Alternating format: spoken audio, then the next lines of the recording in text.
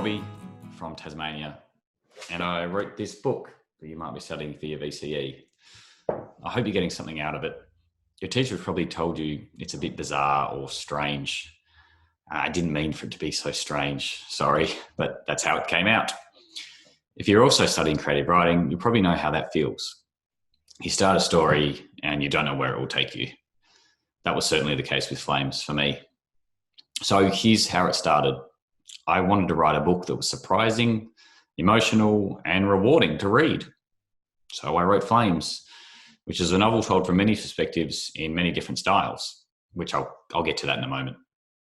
But at its core, it's a story of love, grief, family, and of the natural world, and how all these things affect each other. But it's also a story of hope and of how our relationships, both with each other and with our environment, can save us. Not just because I think that makes a neat story, because I think it's true.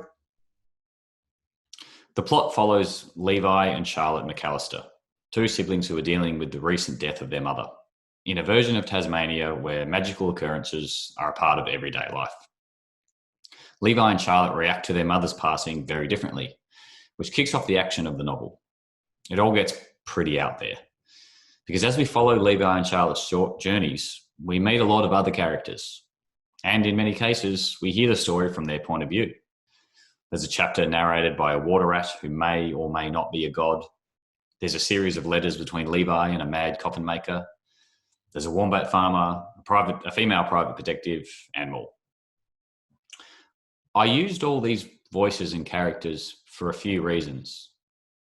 First, I wasn't just writing about the McAllister family. I was writing about the world around them. And I couldn't capture the world just from their perspectives. Levi and Charlotte are both emotionally strained in this book, so they weren't paying too much attention to their environment. So by using all these other characters, I could capture how others see the environment, especially the wild environment. It allowed me to paint a broader picture of the land, which I felt was very important for the story. This is particularly important in the chapter narrated by their father, as we see the history of Tasmania from the early arrival of its first people right through the horrors of colonisation to the present day. These chapters also use a range of different genres and techniques. There's detective noir, humour, well, hopefully humour, diary entries, as well as first-person and third-person narratives. There's no big grand plan as to why I did this or some clever author idea.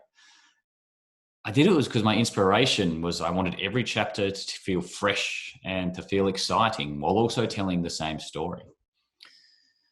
Have you ever read a book where you get to a bit where you go, yeah, get on with the story? I wanted to write something where those bits didn't exist, where every part was interesting. It was all an experiment, really. I didn't have a contract to write a novel. This is my first book. So I didn't really know what I was doing. I just wanted to see if it would work. But when it started to come together, I thought, hang on, this might work. I'm interested in it, so maybe others will be too. And often that's all you can do as a writer. Just follow your nose as to what you find interesting and cross your fingers that other people will be interested too. Now, one thing that might come up as you study the book is it doesn't contain the word Tasmania, even though it's set there. And I did that deliberately because the island of Tasmania is another of the key inspirations for the book. In many ways, it's a character in the book. But I didn't name it in the text. And that was because I'd grown used to reading stories and novels set in more well-known places that just assume the reader knows them. So the place often doesn't get named. I can think of 10 or 20 novels set in New York, which don't really bother to name New York. They might say Brooklyn, but they often don't even say New York. And I thought, why shouldn't I write about where I'm from with the same attitude? Why shouldn't I let Tasmania be as important as London? Why shouldn't I let the landscape and environment of Tasmania just speak for itself? It certainly gave me a challenge because in reality, a lot more people know about New York and London than they do Launceston or Tasmania. But it didn't matter. I was just doing it for myself, really. And I did think it was important. I think it's really important when you read about the place you're from and when you see it in a movie or read it in a book, and it makes that place feel more culturally relevant. That's what I certainly felt when I was growing up. And you have to take these little risks sometimes. And if you write clearly and evocatively, you can bring anywhere to life in your writing. So that's what I tried to do by not naming Tasmania. It's just a little message about how important I find my homeland to be. You might feel the same way about your home or the land where you're from. Another thing you might encounter as you read Flames or study the text are two words: magical realism. Please don't be put off by them. Magical realism just refers to how magical or supernatural elements are incorporated into a story in an everyday way. It's a storytelling approach that allows a writer to portray imaginative, allegorical things in a story that otherwise feels real. It's often attributed to South American writers, including Gabriel Garcia Marquez, but it's also been around for thousands of years in myths and fables from all over the world. In Flames, magical realism is used largely as a metaphor for emotion, particularly repressed emotion. If you've read the book, think of the flames that pour out of Charlotte when she reaches breaking point on the Wombat Farm. Or think of the McAllister women coming back to life to pass things on they couldn't manage while they were alive. Or think of the S-God, who is emblematic for how nature might feel at how humans have treated it. All this magical realism is meant to highlight and portray those unspoken emotions.